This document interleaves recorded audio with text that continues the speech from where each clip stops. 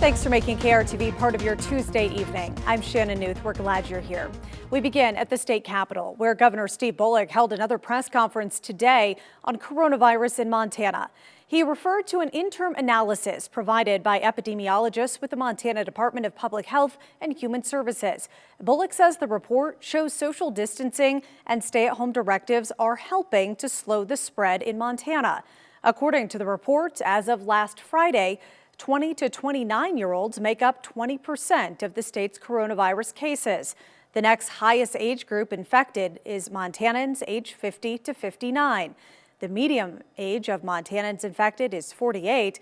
59% of the state's cases are between the ages of 31 and 62. Bullock's stay-at-home directive is set to expire on April 24th, but it could be extended. The governor said he doesn't know for sure when the state will reopen, but said he believes when it does, it will be a gradual reopening. We have the complete analysis online, and we'll have more from the governor's press conference tonight at 10 o'clock. Checking the latest COVID-19 statistics in Montana from the governor's coronavirus task force, we start with the good news again. 197 people have recovered from coronavirus. At last report, there are 399 confirmed reported cases in total. 7 people have died, 50 have been hospitalized. Cascade County has a total of 13 cases. Tue County has 26. Looking at data from the United States Census Bureau and 5 different state sites, we wanted to look at a comparison of how Montana cases stack up against some of our neighboring states. So looking at data from each state's government website as of Monday, April 13th, we gathered information on the total number of reported cases, the number of recovered cases reported, and the number of deaths for these 5 states, listed here by their population, including Idaho, Montana, South and North Dakota, and Wyoming. Out of these 5 states, the state with the highest number of reported cases as of Monday was Idaho, with 1,453. The lowest was Wyoming, with 275, following with their population as the highest and lowest of the group. Now, it's important to note that out of these 5, South Dakota and North Dakota do not have a stay-at-home order that's been implemented at this time. Idaho's state public health website did not list the number of recovered cases. However, Wyoming and Montana had the highest recovery rate out of those that had data available. Wyoming with 51% recovery rate, Montana with 49%. And Idaho had the highest number of deaths out of those 5 states with 33. Montana sitting at 7, South Dakota at 6, North Dakota with 9. Wyoming only reporting 1 death at this time. Again, these numbers are based off of the most recent available data and may not reflect the current totals for all 5 states. The first wave of stimulus checks has hit some Montanans' bank accounts. According to the IRS, direct deposits started coming in over the weekend. Under the coronavirus economic relief package, Americans are set to receive up to $1,200 and $2,400 for couples making $150,000 or less, plus $500 per child. Anyone who makes more than $99,000 a year won't receive a stimulus check. If you don't typically file a tax return, you can enter your information on the IRS website. And if you're a taxpayer who doesn't use direct deposit, you'll be able to enter your bank information later this week. Everyone else will have to wait for a paper check, expected to take significantly longer. Today, the Federal Aviation Administration announced that it will award over $73 million in coronavirus relief to 71 airports across the state. According to the FAA, the funding will support continuing operations and help to lost revenue resulting from a decline in passenger traffic and other airport business due to the pandemic. The funds are available for airport capital, expenditures, airport operating expenses, including payroll and utilities, and airport debt payments. Great Falls International Airport Director John Faulkner says that the money will help both the airport and individual airlines.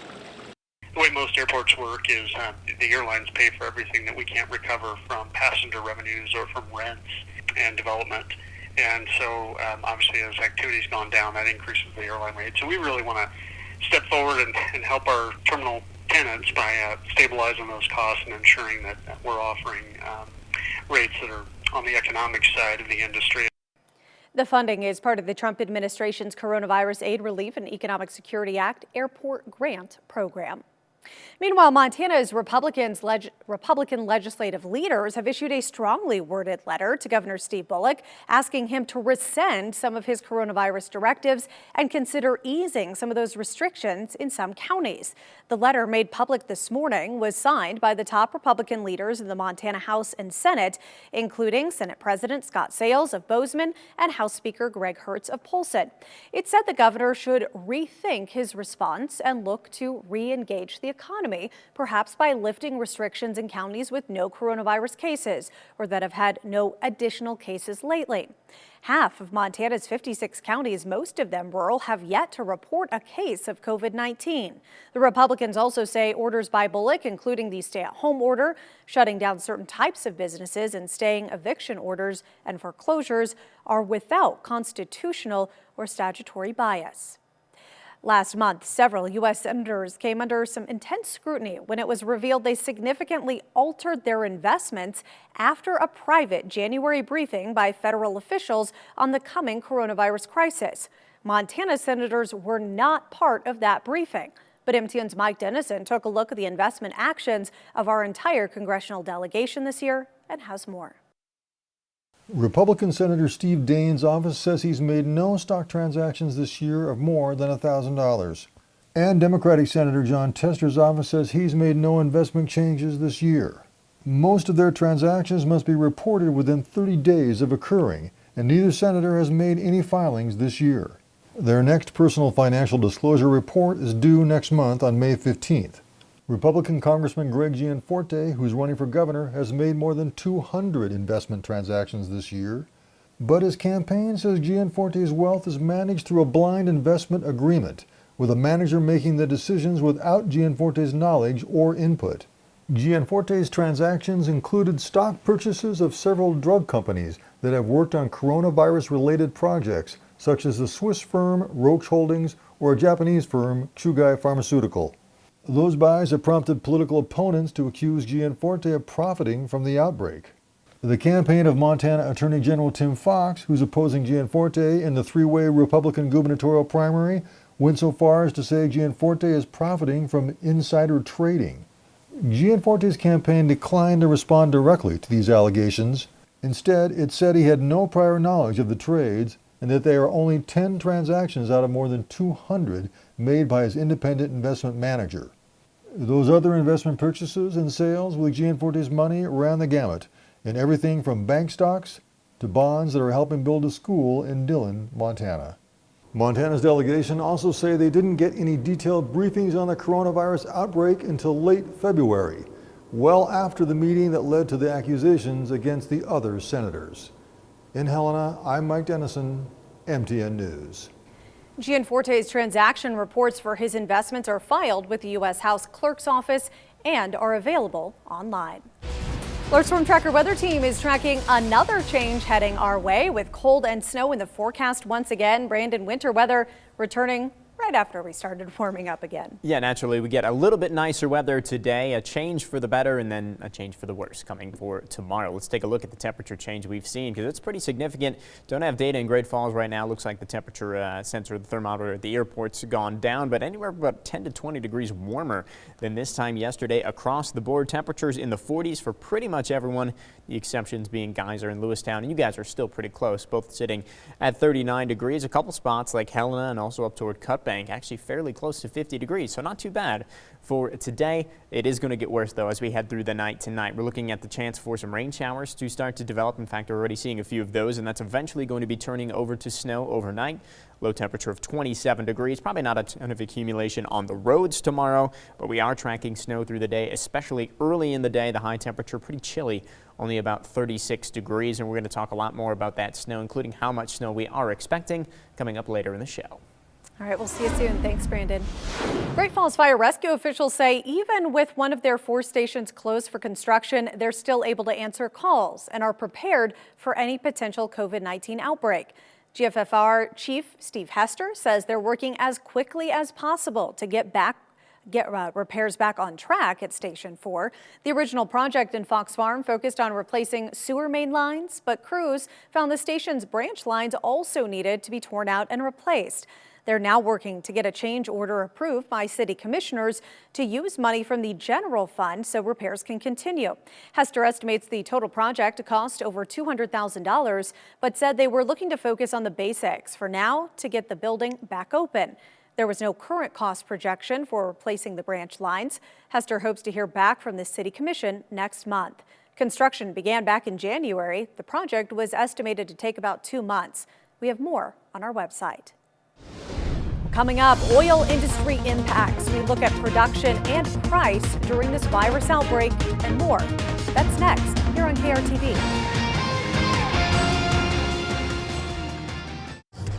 Powered by the Montana Television Network. The 5:30 news continues on KRTV, Montana's news leader.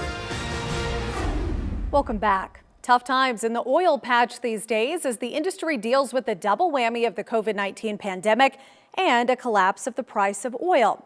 Now, news that some of the nation's biggest lenders will begin to seize the assets of struggling shale oil companies in the U.S. MTN's Jay Cohn has an update on shaky times in the Bakken and beyond. It is tough to put a positive spin on the news coming out of the oil industry these days. In spite of a near-record OPEC deal to cut production by nearly 1 million barrels a day, optimism is hard to find. You need only to look at today's oil prices to see why. Matter of fact, southern Montana and northern Wyoming sour crude this morning was $8.50 a barrel. You get up into that Shelby Cutbank area, $14 a barrel this morning. A year ago in that area, it was $54 a barrel. Alan Olson, president of the Montana Petroleum Association, says the current downturn has already cost Montana hundreds of jobs as wells are shut in, not just here, but all across the country. How long are the refineries going to be able to hold out at their current rate of production if we're not moving fuel? We have to move fuel to keep the refineries going. Should it get to the point that there's some projections that gasoline and diesel use could drop by as much as 30%, I wouldn't be surprised if we start seeing some of the smaller refineries shutting down at that point as well. Olson has been through the good and the bad times in oil, but he says the current conditions are considerably worse than the downturn of '86 and the slowdown in the late 90s. It hasn't been that long ago we saw $140 a barrel crude oil. Hopefully some people put some money in the bank at that time. You know, it's not a lot different than farming. It's a commodity market. You have to have a willing buyer. Right now we don't have a lot of willing buyers. In the short term, consumers can enjoy a drop in pump prices, both Costco and Sam's Club members paying as low as $1.69 a gallon in Billings today. But with stay-at-home orders in place across the country, demand for both diesel and gasoline projected now to drop by as much as 30%. In Billings, Jay Cohn reporting for MTN News. The winter weather is back in the forecast. Once again, we'll tell you what's coming our way after the break. Thanks. Now, here's your Storm Tracker weather forecast with meteorologist Brandon Michaels.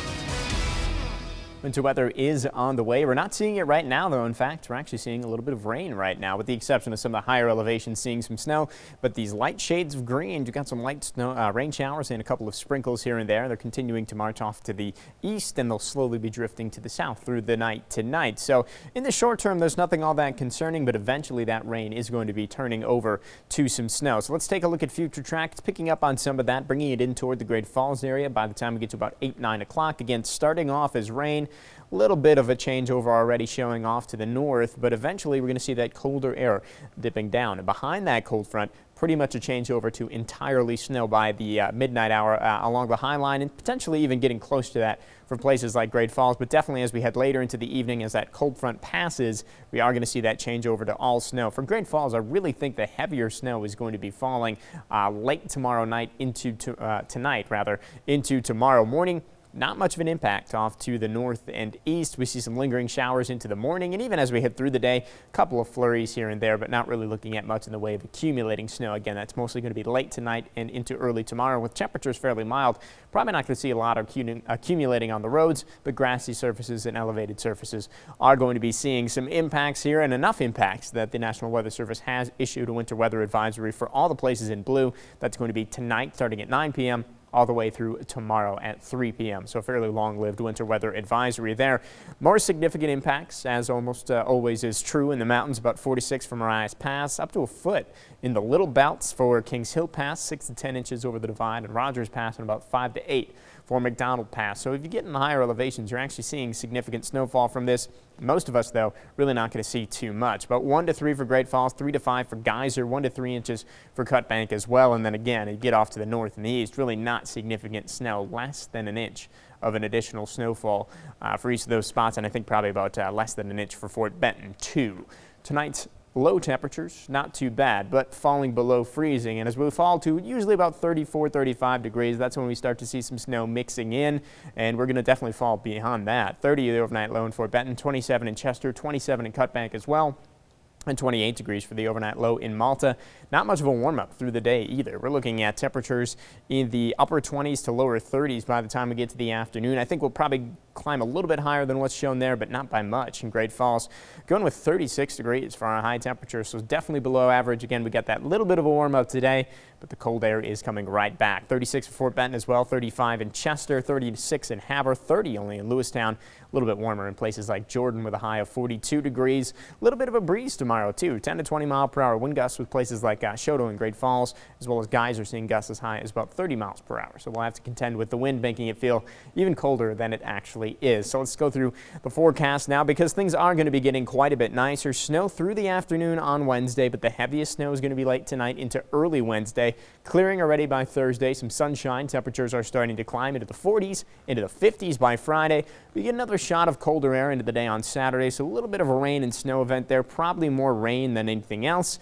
And then we get a nice ridge building in for next week, so the temperatures get really nice, highs in the 60s. Tom? Winter sports ended prematurely. Spring sports are all but canceled, so what's in store for summer sports? We'll talk to the Great Falls Voyagers later on.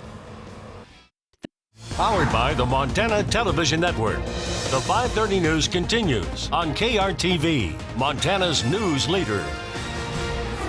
Thanks for staying with us. Just over a month ago, the biggest concern for the Great Falls Voyagers was that 2020 might be the franchise's last season amid minor league contraction talks. But now, with coronavirus already delaying the start of the major league season, the Voyagers are dealing with a new reality and a new set of challenges.